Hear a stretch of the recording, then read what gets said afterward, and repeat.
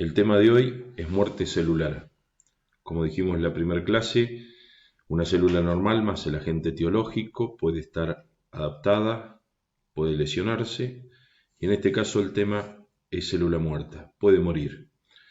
Los cambios de adaptación y lesión celular son cambios reversibles y se producen en el citoplasma. En cambio, la muerte celular, el cambio es irreversible, por más que se quite el agente etiológico, sí se puede frenar la cantidad de daño, pero no el daño en sí, sacando el agente etiológico. Y los cambios más importantes están dados en el núcleo, se denominan pignosis.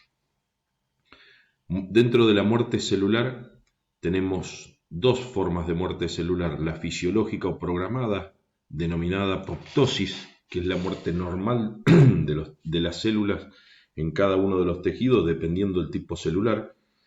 De este tipo de muerte no nos vamos a encargar porque en patología estudiamos los daños o las alteraciones a partir de agentes etiológicos. Entonces, la muerte celular patológica es a partir de un agente etiológico y se denomina necrosis.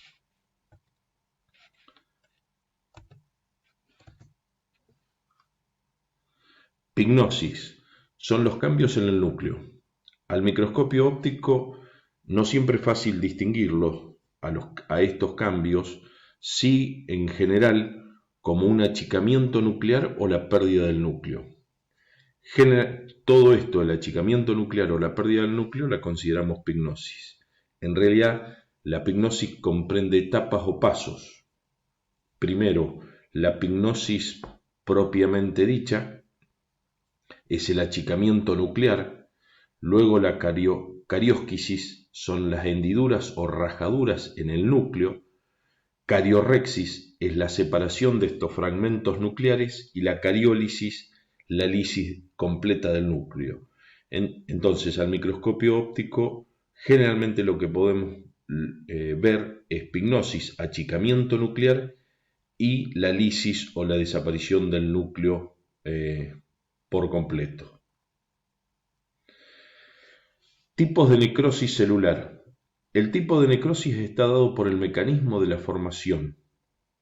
Según el mecanismo de formación de la necrosis, tenemos por coagulación, donde las proteínas coagulan, y por lisis, la destrucción de las células, tanto por autólisis o heterólisis. Autólisis es la destrucción por las enzimas de las propias células y la heterólisis es la destrucción celular y nuclear a partir de enzimas de otras células.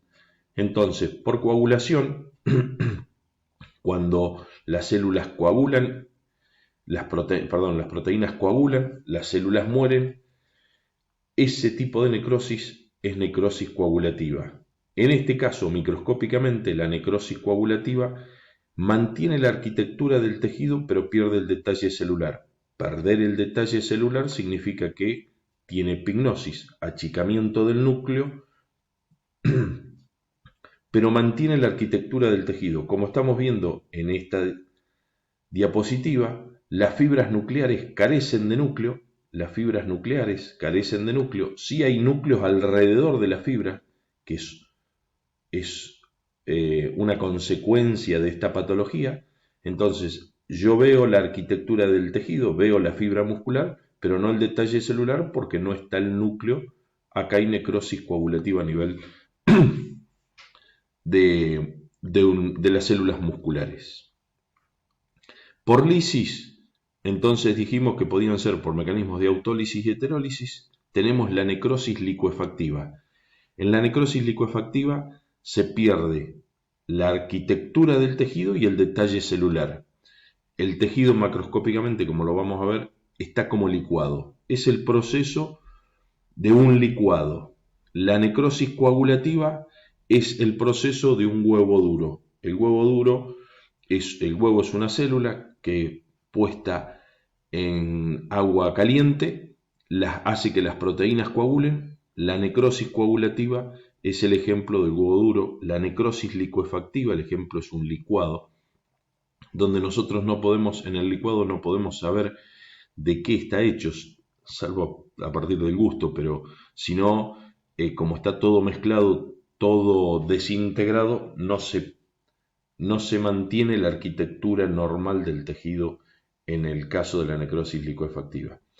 Y necrosis gaseosa es el tercer tipo de necrosis. Esta necrosis es una necrosis de tipo coagulativa con pérdida de la arquitectura y el detalle celular. Este tipo de necrosis se da generalmente en casos de inflamaciones crónicas, de procesos crónicos, y hay una relación muy directa con un determinado agente como el Mycobacterium tuberculosis, por eso lo vamos a ver muy particularmente más adelante. Que quede bien claro cómo es la distribución de las necrosis. La coagulativa mantiene la arquitectura, pierde el detalle. Las necrosis licuefactiva y gaseosa pierden ambas la arquitectura y el detalle celular. Macroscópica y microscópicamente, necrosis coagulativa se ve blanca, opaca, dura, una zona homogénea.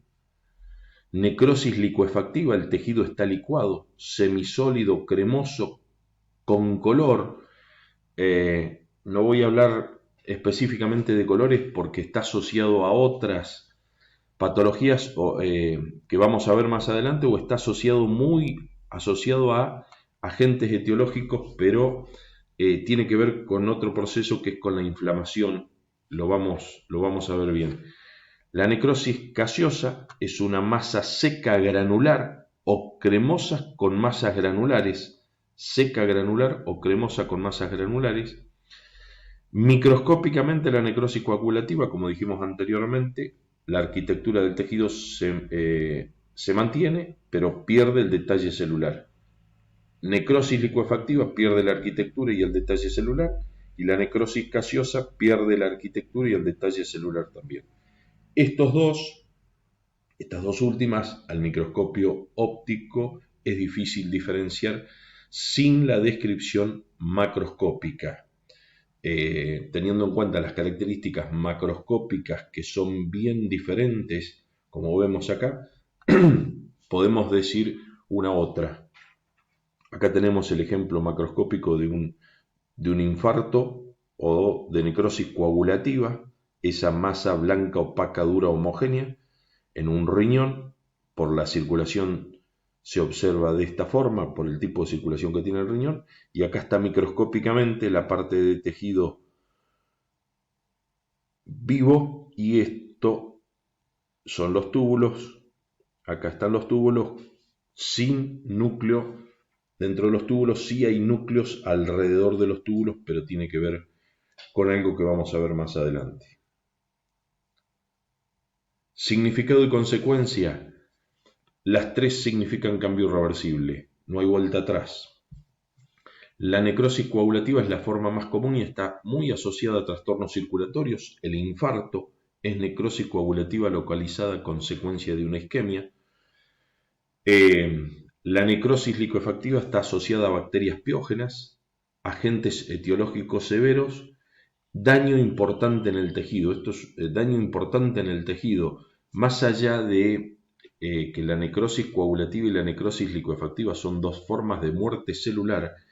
El daño que se produce al producirse por lisis, por destrucción, el daño que se produce es muy importante. En cambio, la necrosis coagulativa, la zona de un infarto, puede permanecer mucho tiempo sin que el organismo reaccione a esa necrosis coagulativa. En cambio, la necrosis licuefactiva, al producir mucho daño en el tejido, debe ser de alguna forma, el organismo debe responder a esa necrosis licuefactiva produciendo un proceso que vamos a ver más adelante. La necrosis gaseosa está relacionada a agentes etiológicos que perduran dentro del organismo. En casos crónicos, generalmente casos crónicos, la necrosis coagulativa y licuefactiva pueden ser agudas o crónicas, y las consecuencias de cada una dependerá del tiempo y la extensión del daño. pueden calcificarse, puede depositarse calcio y como les dije anteriormente, las dos primeras pueden ser agudas o crónicas. Un tema aparte, no entra dentro de las necrosis, es gangrena. ¿Gangrena qué es? El tejido necrótico es cuando un tejido necrótico es invadido por bacterias saprófitas. Ese tejido necrótico puede estar en el interior del organismo o en la periferia. Se denomina gangrena seca cuando se da en extremidades o zonas periféricas del organismo, carece de humedad y temperatura la zona afectada, lo cual imposibilita el desarrollo de las bacterias o hace el desarrollo de las bacterias es mucho más lento. Acá tenemos el ejemplo, acá hay un proceso de gangrena en una extremidad de este cerdo, gangrena de tipo seca. En el caso de las extremidades no siempre es tan fácil o siempre es únicamente seca. Generalmente es seca en la periferia de la extremidad cuando afecta toda la extremidad y en el interior de la extremidad es gangrena húmeda. Gangrena seca bien nítida puede ser en el caso de las orejas o en la cola, cuando hay muerte del tejido y proliferación de bacterias en esa zona. Luego la gangrena húmeda se da en órganos internos, hay humedad y temperatura para el desarrollo de las bacterias, esto es muy agudo, muy importante. Acá tenemos zonas de gangrena húmeda en el intestino de un animal. Esto es, se producen procesos de necrosis. El tejido muerto es invadido por bacterias y esas bacterias a su vez producen la necrosis de mayor cantidad de tejido, van necrosando el tejido al haber humedad y temperatura para el desarrollo de las bacterias.